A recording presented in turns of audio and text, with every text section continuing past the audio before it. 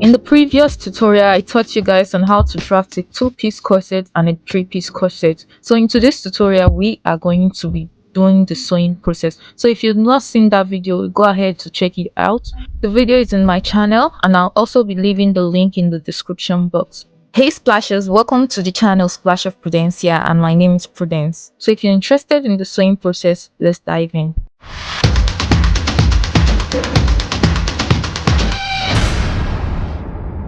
So as you can see, I already drafted out my patterns and I went ahead to add interfacing to my fabric and my lining before tracing it out on my fabric. And you can see I added half an inch at that cup area, and the side I did not add because I added on my pattern. I added half on the top and on the side of the zipper allowance side, the down and the top too.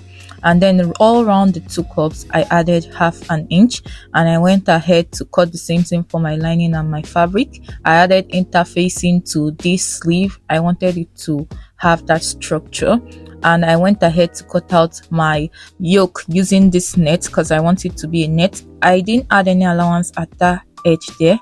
That's the center. I added half inch at all parts except for that side, and I doubled it. Okay, this is lining and that's a toe piece for the back and seam. So I cut 4 for each cup because we be having 2 cups, right? So the first thing I want to do is to remove our wording. I cut out the wording to be exactly what I have as my pattern, adding no allowance. So we want to join this. We'll be going to our sewing machine to do that. So just place this on top of each other and sew gently. This is why you don't need to add sewing allowance. If you have a zigzag machine, it is a plus to you, but if you don't, this method works really fine.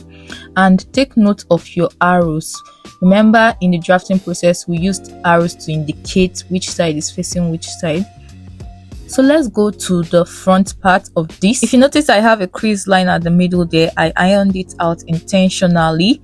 So we'll be adding our boning channels. You can use whatever method you wish to use. So just be creative with it. For me, I want lines at the middle and horizontal lines at the side also. So just mark out what you want. I'll be using the bias to trace out these lines, but you can actually use the main fabric to serve as your bias. Okay, so I went ahead to sew my bias right on top of it, and that's how the back looks like. I went ahead to repeat the same thing for my back piece because I also want boning channels at the back, so I did that for the 2 pieces of the back. Okay, you can still use whichever design you wish to use. I went ahead to sew using half an inch for my lining and my main fabric. Remember, it is just that wording we sew using this method. The rest just join using half an inch and follow your arrows.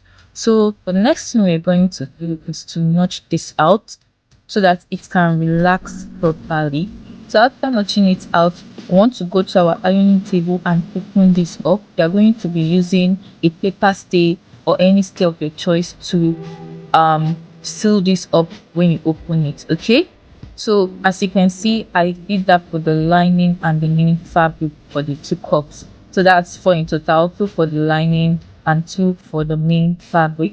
If you notice, you'll notice black spots on this. This is because I used a marker to indicate my arrows, so that actually stained the fabric. So what we want to do is to come in with our wooden cups, the ones that we didn't add allowance to while tracing out the pattern. So we want to place it inside of our main fabric, not the lining. Okay, just watch the way I'm placing it. You want to also make sure you're placing the right cup on the right fabric. You want to be using a hemi gum to seal this up, but you want to go away from that down part half an inch. Remember, we didn't add allowance to this wording. So pin this down, and you want to take your time to trace this to the upper part and also pin it down. So we want this to become one. You can as well use your already made cup for this, but I just choose to use my own cup for this one, my own handmade cup for this one.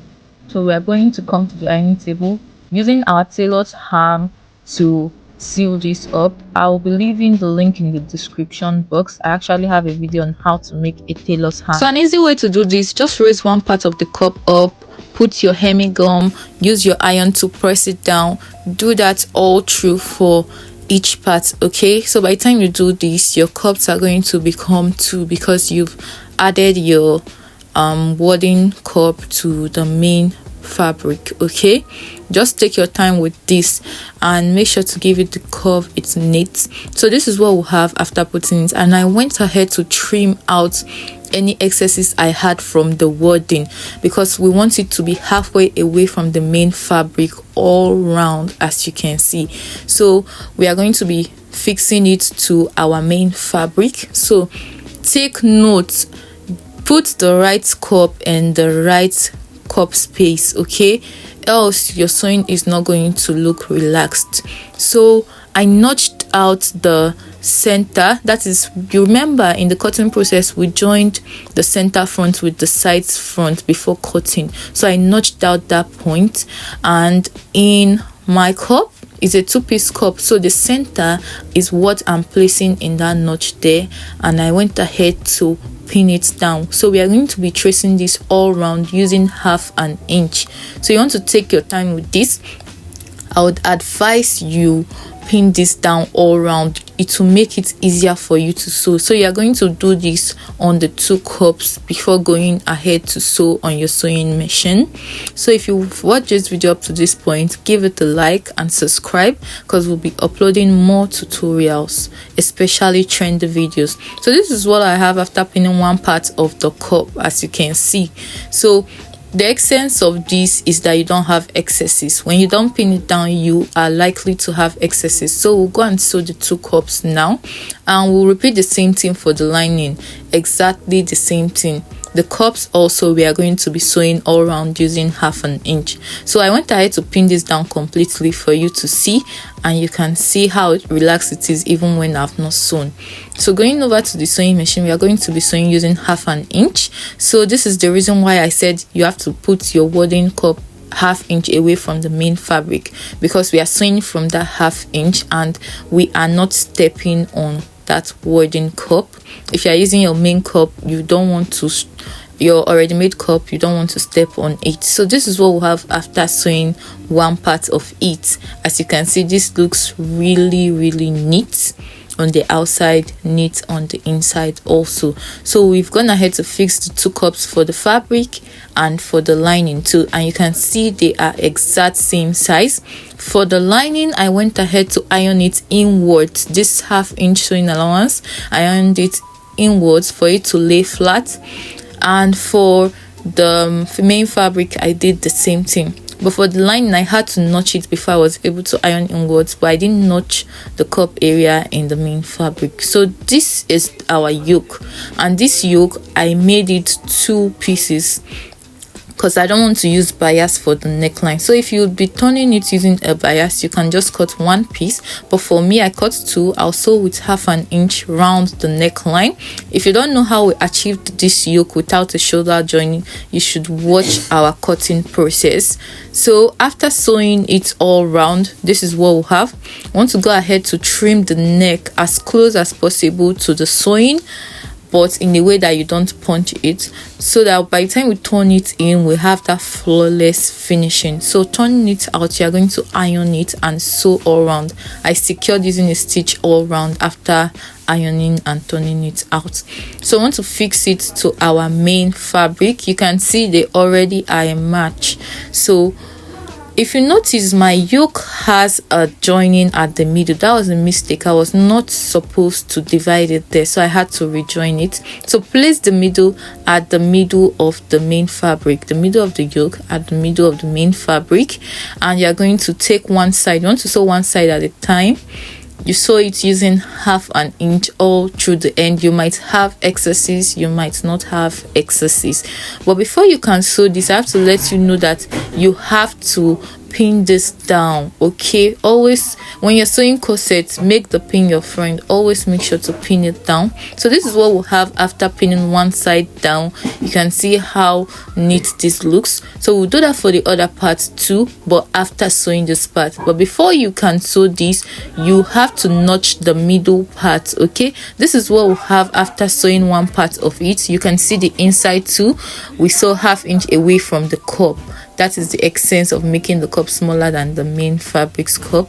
So for us to be able to sew the other part now, we have to notch from that center part where our sewing started. Notch 1/2 inch. Make sure not to pass that sewing line there. Okay, notch 1/2 inch. It will help this relax for you to be able to take the other part and sew it using the same 1/2 inch. Okay, so this is quite an easy one, and this is what we'll have after sewing the other part. You can see how flawless this looks. You can go ahead to iron it out. You can see the back part of it.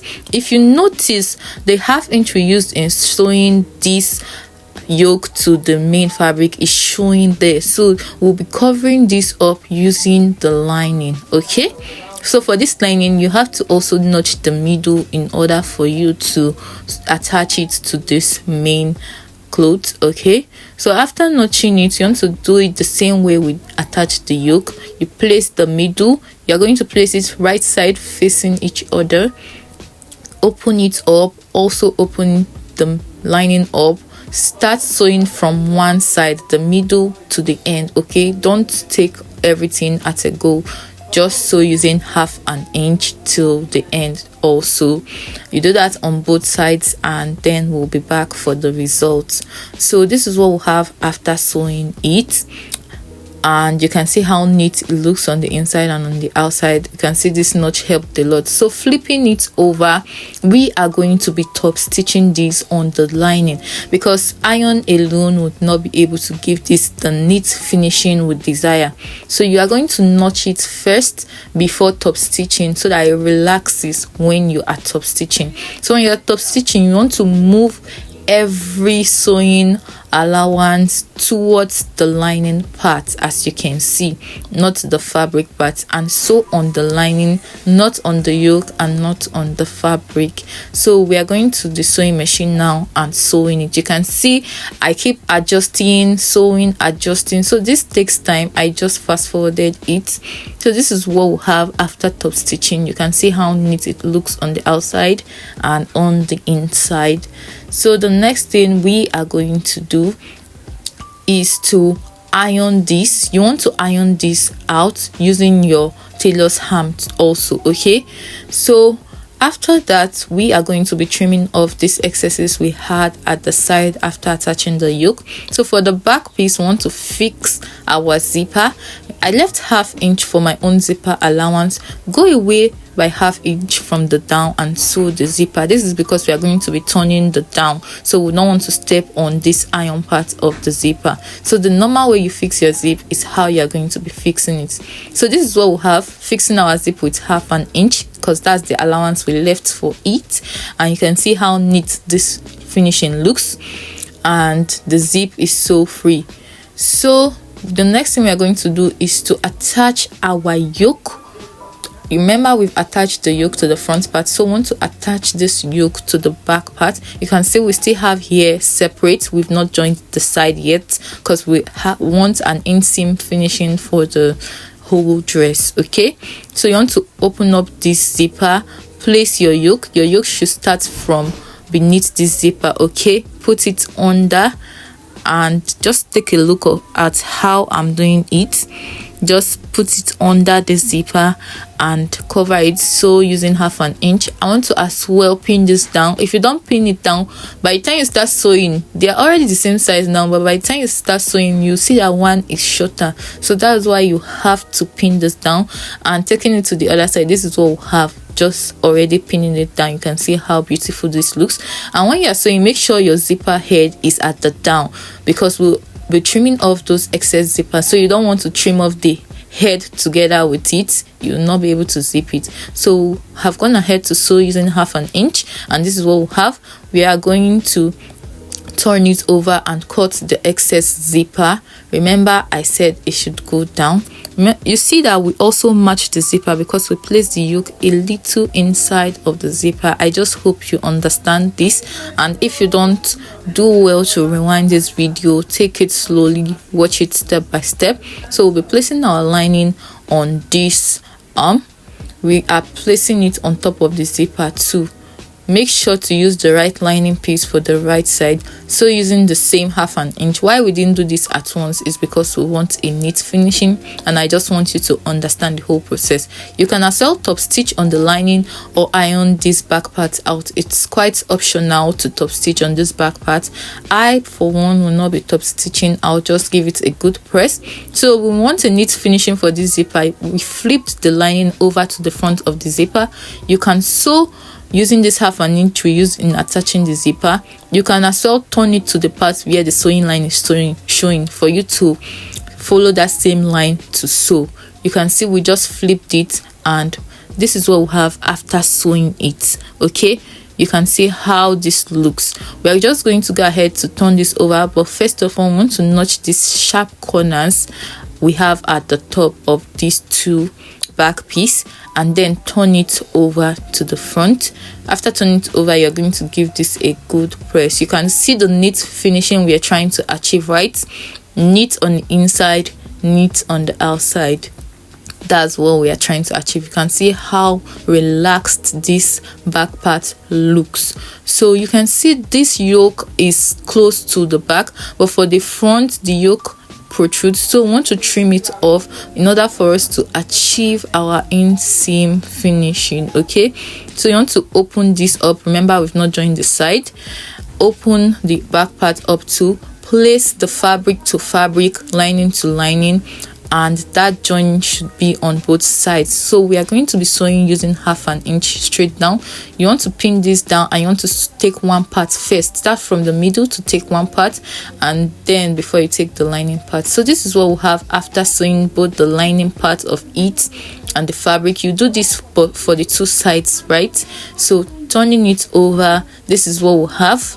You can see the neat finishing we are trying to achieve. Neat on the front, neat at the back. So before folding the down, we want to use our boning. My boning is about 0.25 inches wide, which is not up to 1/2 inch. It's less than 1/2 inch. So you want to place the bonings, make sure it gets to the top, and then push it in a little. Cut out 1/2 inch from the down part. This is because if you are folding, you get something to fold. If you are attaching a base and something under, or you are turning it over, for you to just have allowance to do that, because this is not a ridge line boning that you can sew on top. So we are just going to secure this down part on our sewing machine before piping it. I'll be piping mine with a bias. You can decide to add something at the down, just be creative. So I'm just going to add the bias from the lining part and flip it over to the part of the main fabric. Okay, you want this to have a neat finishing, so leave an excess before sewing that you fold in after sewing it. Okay, so this is basically everything you need to know about sewing this two-piece corset. You can see the neat finishing on the zipper, on the hem, the bodice, everything is giving neat finishing. So this is what yours should look like by the time you're done. I'll just go ahead to fix the sleeves. I'm sure you can do that, and I also have a video on how to cut sleeves, like I said, so I'll leave it in the description box below. So this is all we need. Just go ahead to give it a good press, and that's all you need to know. So if you enjoyed this video, give it a like and subscribe. I upload new YouTube videos every week, so you want to turn on your notification bell so that you'll be the first to know when I upload a new video. I'm going to be putting this on for you to see the result on my body. Okay, I just can't get over this neat finishing. Be sure to use your tailor's ham to iron out the curves to give it the right curves. And this is the back's waistline. You can see how beautiful this looks on me. That's the back part. Sorry, I didn't have someone to take me a proper video. I just had to use my tripod, but this is what we have, and you can see the neat finishing on my body also. I'm so excited about this. Let me know in the comment section what kind of video you would want me to upload next. Until next time, keep splashing, guys.